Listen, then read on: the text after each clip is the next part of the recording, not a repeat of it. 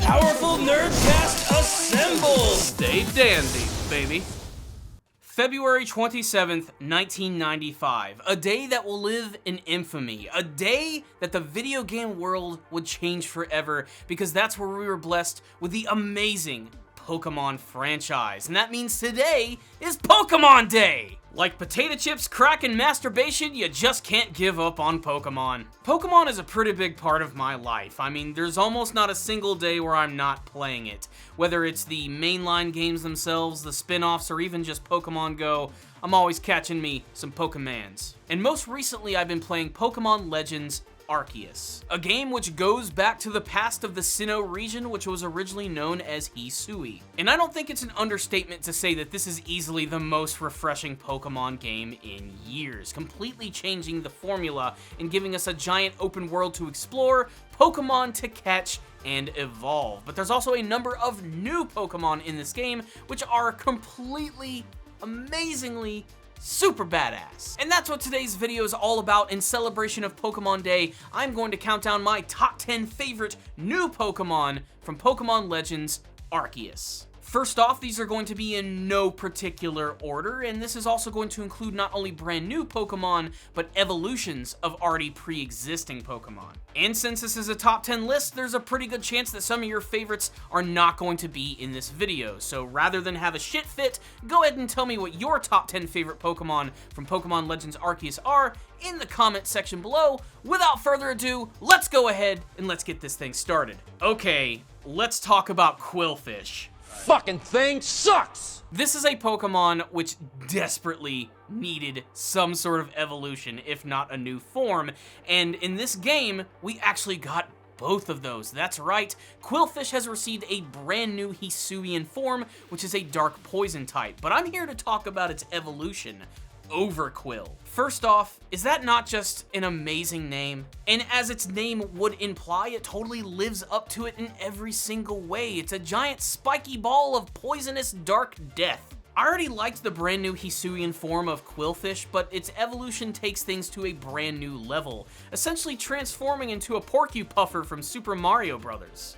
It's almost too over the top, but again, that goes perfectly with its name, Overquill. Its brand new typing also manages to make it a little bit more useful, but the fact of the matter is, Quillfish needed this, and thankfully it's here, and thankfully it is fucking awesome. Just like Quillfish before it, Stantler was in desperate need of either a brand new evolution or a new form, and this game wasted no time in showing us the brand new Weirdeer. One of the first Pokemon revealed for Legends Arceus, Weirdeer is an interesting beast. First and foremost, they finally decided to give it the typing of Psychic Normal, which is great because the past Pokedex entries of Stantler have shown that this thing was probably originally meant to be a Psychic type, and its brand new form perfectly reflects that, being a lot more regal and thoughtful, and of course having a big old bushy beard, which I absolutely love. But Weirdeer also manages to be just as enduring not only because of its brand new form and battle abilities, but the fact that it's one of the signature ride Pokemon in this game. You're going to see a lot of Weirdeer in Pokemon Legends Arceus because you're going to be on top of that bitch the whole game. Coming up next is Arcanine and Growlithe. Arcanine in particular, and what I'm about to say might be controversial. I've never much cared for Growlithe and Arcanine, and I know that Arcanine is really popular amongst the fan base, especially for its legendary-esque design, but here things are taken to a brand new level. First, I just want to say that I love Hisuian Growlithe. How can you not love this thing? I want to squeeze it to fucking death! And then there's Arcanine. Holy shit, this brand new form of Arcanine is incredible. He looks like one of those really badass lion statues that you see in China. And to top it all off, he has a brand new typing of Fire and Rock, which, yes, does have a lot of weaknesses, but still, I don't care. This thing is just incredibly awesome. Have you seen the shiny form? Holy shit! When playing this game, I was so excited to get a Hisuian Growlithe. I did everything in my power to get it almost immediately when I went to its very first area, and it was on my team throughout the course of the entire game. He was my signature fire Pokemon of my playthrough. Let's get controversial again. I did not really care for Zorua and Zoroark. When they were first introduced in the series way back in Black and White, to me they were kind of like the poor man's version of Riolu and Lucario. And because of that, I never really ever used them. I would catch them to fill out my Pokedex, but I never once ever used any of them. That was until this game where they got a brand new Hisuian form, and that would of course be the Hisuian Zora and Zoroark, which also gained the brand new typing of Ghost. I love Ghost-type Pokemon. I'd go as far as to say that Ghost is probably my favorite type.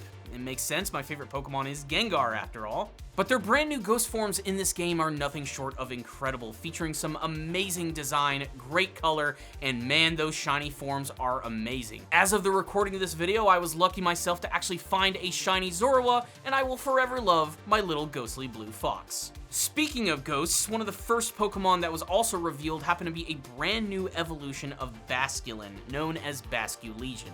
This was one of those Pokemon that when they first introduced it for the first time, I was like, yes, I am going to be using that Pokemon, and I did throughout most of my actual gameplay, and I have to say, it really left one hell of an impression. Just like Weirdeer, it also happens to be a ride Pokemon, so you're going to be using this Pokemon a lot even if you're not going to be battling with it.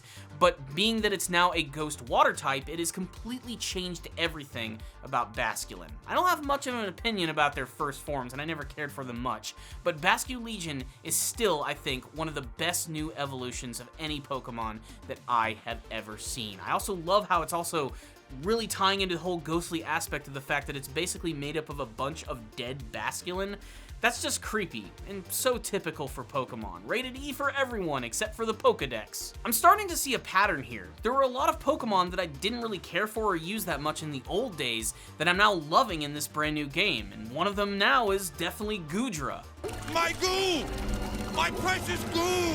I never liked Goodra before. I don't know what it was. Maybe it was its overly happy appearance, maybe it was the fact that it looked like a giant, big, drippy piece of, well, splooge. Yeah, it's definitely the fact that it's a bunch of splooge. But its brand new Hisuian form really plays up the fact that it's based on something of a snail or a slug, as its tail is completely ditched and is now replaced with a giant steel shell. This is also giving it a brand new typing of Dragon Steel, which makes it an absolute defensive tank.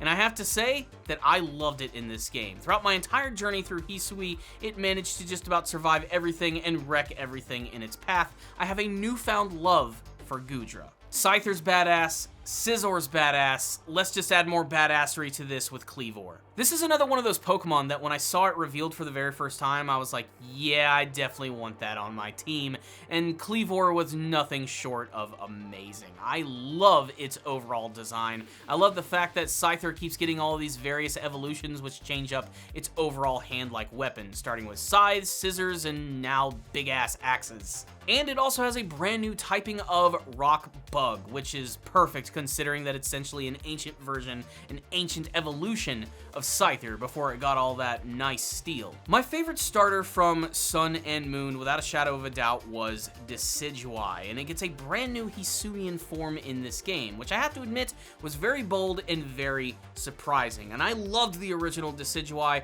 Go back to some of my old Pokemon top 10 lists, I will tell you how much I love that ghostly owl. But here, things change a little bit. While I was a little disappointed that it does lose that ghost typing, its brand new grass fighting form is nothing short of amazing. I especially love the fact that it basically looks like a wandering Ronin, a samurai who goes across the Pokemon landscape challenging anyone to an amazing duel. It fits perfectly in the world of Hisui, and it also has some of the coolest attacks that I've ever seen.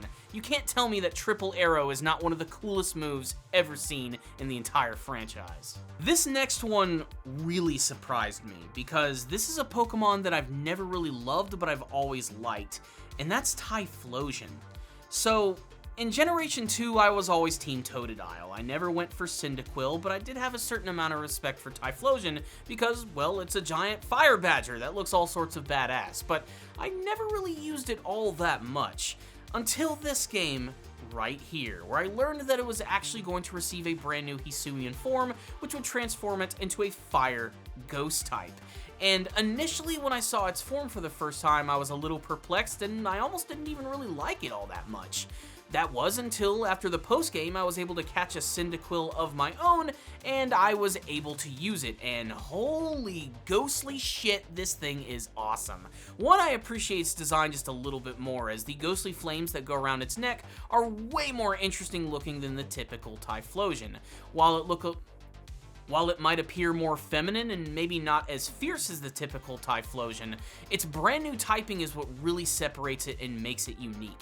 Not to mention, just like Decidueye, it also has its very own signature attack known as Infernal Parade, a ghost attack which looks all sorts of great.